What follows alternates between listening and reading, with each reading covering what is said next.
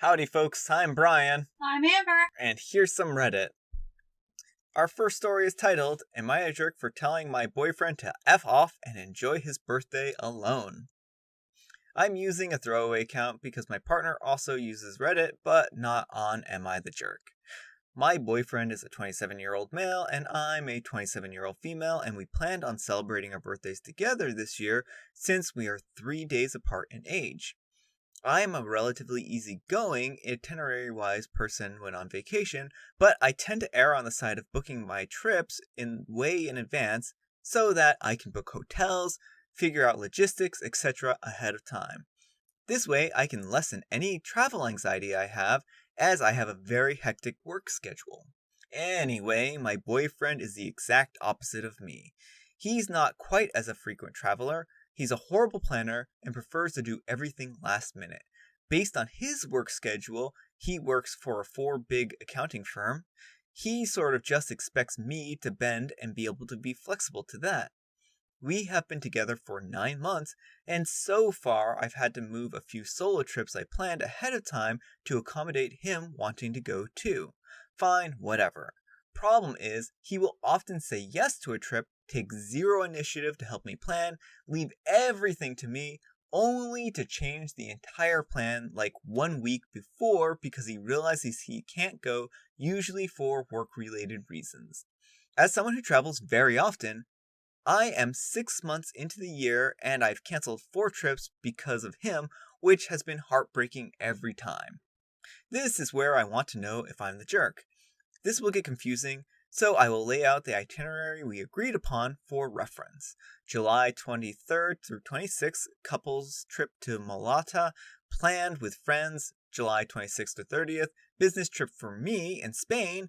For July 30th through August 1st, boyfriend flies to Spain to spend weekend with me. Okay, so all good. Well, the couple's trip ended up being cancelled because of COVID restrictions.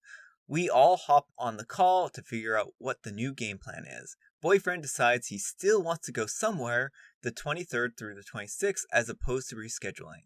So asks me to move our birthday weekend in Spain up by 1 weekend. Mind you, I had already booked restaurants, hotels, etc. for the 30th through August 1st.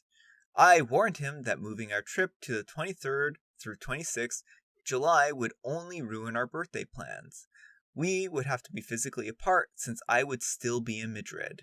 He's like, yeah, whatever, it's fine. So we rebook. Fast forward to today, and he starts complaining at me that I won't be in town for his birthday weekend, even though I warned him about my business trip. I was so livid. I said, well, enjoy your birthday alone. I'll be in Spain like I planned. He's playing dumb the entire time, saying he didn't realize that the birthday weekend was ruined and that he was preoccupied on a call when we were discussing rebooking, so he clearly didn't understand what was happening. If this was a one-time thing, I might have been more forgiving. Am I the jerk? I feel kind of bad now. Alright, OP. I don't know. What do you folks think? Do you think that she's a jerk here? I'm inclined to say no. And the reason why I don't think that she's a jerk is because she gave him plenty of forewarning. And she told him that this was going to ruin the plans. He says that he didn't understand what was going on, that he was distracted or on a call, but that's kind of on him in a lot of ways. And she was under the impression that he was fine with this. So why is he mad at her for not being around when she explicitly told him that it would ruin the week or the birthday weekend? So I would be hard pressed to say that OP was a jerk here. So no, I don't think so. Why are you still dating this guy? He doesn't care about you, your time, or your effort. He's happy to let you repeatedly put all the effort into planning a trip only to ditch last minute. Exactly. You had several issues where he's shown he doesn't care about you. Why are you still with him? Everyone's a jerk here. I mean, obviously he's the jerk, but girl, why are you putting up with this? You've only been together for 9 months, and you've let him walk all over you. 4 messed up trips? Nope, nuh-uh, dump him. Alright, our next letter is titled, Am I a Jerk for Embarrassing My New York Friend Over Pizza? Small, stupid, am I the jerk, but here we go. Backstory. I'm a 24-year-old female and I live a few blocks away from a pizza place in Seattle that is certified by the, and I'm going to mess this up here, I probably should just listen to how it's spoken, but it's 4 words, so there's a guarantee that even if I listen to it repeated many times, I'm going to mess up. Associazione Verance Pizza Napolitana, or AVPN. We're just going to call it the AVPN. The Italian certification for authentic Neapolitan pizza. To be quite honest, I'm not particularly picky about pizza. I think their pizza is great for Neapolitan style, but I will also happily have a deep dish pan pizza or, a football night where we order pepperoni and black olive on medium crust from Domino's. I'll happily chow down on Costco slice after a long day of bulk shopping. I am not a pizza connoisseur, is what I am saying. But I do like the Neapolitan pizzeria for its fancy pizza. A friend of mine from college, a 25-year-old female who is from New York, came to Seattle and visited me and a few other friends. She wanted good pizza, so I took her and some other friends to the place with the AVPN certification. Well, she went on and on about how it was an authentic and wasn't real pizza, and she should know because, quote, I'm from New York and we know what authentic pizza is like. I said a few times that this is just different types of pizza than what you're used to, but it's still some of the nicest pizza in the area, which just set her up even more on tangents about how none of us understand how pizza is supposed to be made, name-checking her favorites in New York City, and going on about authenticity. I kind of just let her wind down and said, do you think Italy has real pizza? Naples? Neapolitan? Is that what you mean by authentic pizza? And she hesitated and then said yes.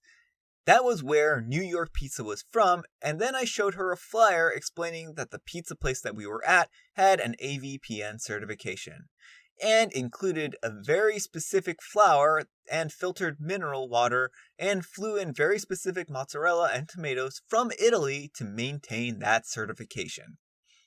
And that while there are AVPN pizzerias in New York City, there are only a couple, and none of her favorites were on that list. To be clear, again, I don't care whether pizzeria is AVPN certified or not, but then again, I eat Costco pizza. It was about her being snotty about it, not about what I prefer. She got really quiet, but when we got out of the restaurant, she said that I had tricked her, and that I should have known what she meant by real pizza, and that it wasn't AVPN certified pizza. And she's not wrong. I did let her wind herself up before showing her that if authenticity was her main consideration, then her favorite New York City joint was less authentic than my Seattle place. So maybe I did embarrass her unnecessarily. On the other hand, I feel like she dug her own grave, more or less. Alright, OP. I don't think that you're the jerk in this situation. What do you folks think? I think that people like this, people like your friend, will tend to make a big mountain out of a molehill. Like, she didn't need to go on and name drop all of her favorite pizza places just to prove how New York she was. That's kind of what it sounds like to me. I don't know. She just wanted everyone to have their attention on her and respect her authority as to, what authentic pizza is. And then you just quite frankly stated the facts to her. You told her that the pizzeria that you were at was certified from Italy. And that, she had no grounds to complain about pizza. Pizza is pizza. There are a lot of different varieties of pizza. Some are very good, some are very bad. And the thing is that, but generally, pizza will be pretty good. Now, it's a pretty common stereotype, and I guess this must be, at least have some truth to it, that New Yorkers are very defensive about their pizza, and it seems like she's kind of caught up in that stereotype, and hopefully she realizes that there's more to pizza than just New York City. So, I would have a really hard time faulting you here. I don't think what you did was out of line. You just kind of let her back herself into a corner. So, anyhow, take care and good luck. Not the jerk, she was being a pizza snob. and you just played her game. She probably prepared that pizza speech on the plane. Probably. Gatekeeping pizza is some of the laziest stuff. I'm next to New Haven, Connecticut, and plenty of people say they make the best pizza. Who cares? As an Italian American originally from New York, you're not the jerk. Yes, we can be pizza snobs, but your friend is a little excessive. New York pizza is not necessarily the same as authentic Italian pizza, and there's different types of Italian pizza. So you can tell your friend that another New Yorker said to calm down and be happy that she has access to decent pizza. Here in Texas, there's almost no good pizza. And OP replies, yeah, weirdly enough, because my dad was in the army in the 80s, I visited Italy a few times, and the types of pizza I got there were so very different that I don't even know what authentic pizza would realistically look like. Yeah, I don't think there is authentic pizza. I mean, it's bread and cheese and sauce, right, at the core of it, and then you do all kinds of different things. Like, some are deep dish, some are thin crust, some have thick crusts. It really kind of depends on preference at a certain point. I mean, good ingredients will make a good pizza. Let's not muddy the waters here. But there's like, it's diminishing returns after a certain point. Like, you can use great ingredients, and it's not going to necessarily elevate it to like that much higher than another pizza. At least that's my opinion. All right, our next letter is titled, Am I the Jerk for Siding with My Wife? Context, this happened a couple years ago, pre-Panini, but my parents brought it up recently, so I thought I'd bring it to the wide stages of Am I the Jerk to determine if I'm the jerk. All of us are Asians, if that matters, and we live in Southeast Asia. Issue, my cousin Mia, then 40, and her son John, then 8, were kicked out by her husband during the holidays and had nowhere to go. I, a then 30-year-old male, convinced my wife Anna, a then 27-year-old female, to agree to let them live with us temporarily at our new place until they found alternative living arrangements. A couple of weeks go by, and I get a frantic call in my office by my mother-in-law, who tells me that Anna slipped on a puddle of water while carrying hot water bath from the oven. She bakes a lot, and spilled the entire thing on herself. Horrifying. She passed out from the pain, and father-in-law rushed her to the ER. It was terrible, and she was stuck in the hospital for days. During that time, mother-in-law confided in me that Anna had installed a security camera in the kitchen because she was convinced that John was spilling water and I should go check it.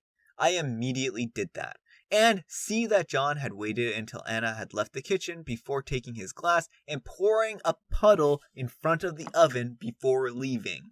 I was furious and confronted Mia. She tells me that John is probably acting out because Anna was mean to him, but I told her that my wife was in the hospital because of that little brat.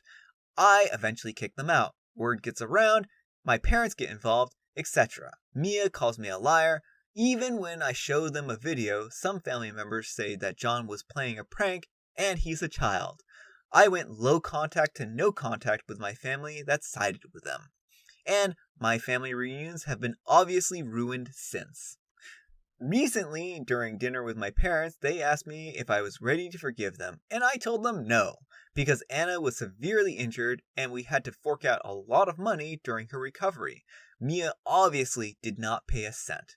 My parents said that Anna can heal once she forgives, but I said they can consider Mia as their daughter since they obviously don't care about their son. My mother started bringing up the times that I played pranks as a child that went wrong, and I told them I apologized and grew up from it, but Mia didn't even apologize and blamed my wife instead. Now my parents think I am ruining my family's relationships. Alright, OP. What do you folks think? I think this is a horrifying story. And I think that this is a terrible tragedy. I think that you're not the jerk, OP. I'm going to side with Reddit on this one. I think that you have no culpability in this situation, and that everyone else is acting kind of unreasonable here. There is video evidence of that little brat, that little monster pouring water on the ground. And there's motive. He did this because she was mean to him, because Anna was mean to him. This was premeditated. This was intentional. He knew what he was doing. Maybe he didn't mean for her to end up in the hospital. Maybe he thought she was just going to get minorly injured. But this was a monstrous act to commit. And honestly, the kid should probably be in juvie. That, it's a miracle that you didn't press charges on him. So that's the gift you gave to them. You didn't press charges. You didn't get the little brat thrown in jail for, getting your wife put in the hospital for several days. That's assault. I don't know.